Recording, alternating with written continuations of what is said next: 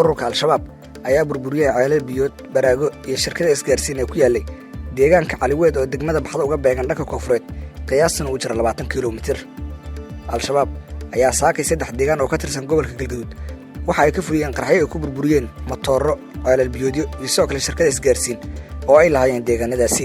wararka aan ka helnay dadka deegaanka ayaa sheegay in cabsi weyn soo wajahday dadkii deganaa deegaanada Cadda Kibir, Maarsamage iyo sidoo kale deegaanka Caliweed oo waa berigii hore ee saaka ururka al-shabaab ay ka fuliyeen qarxyo ay ku burburiyeen isgaarsiinta shirkadaha iyo sidoo kale matooradii biyaha.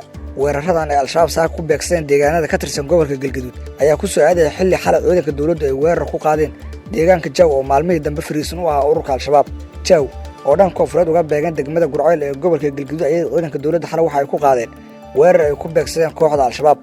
hase yeeshee gudoomiyaha amniga iyo siyaasadda degmada Gurceel ee gobolka Galgaduud oo laga wareystay xilliga ay weerarka meesha ku qaadeen iyo sida wax u dhaceen ayaa waxa uu sheegay inay halkaasi jab xoogan ku gaarsiiyeen ururka al-shabaab, balse dhanka al-shabaab wali wax war ah kama ay soo saaran weerarkii xalay ka dhacay deegaanka Jaw.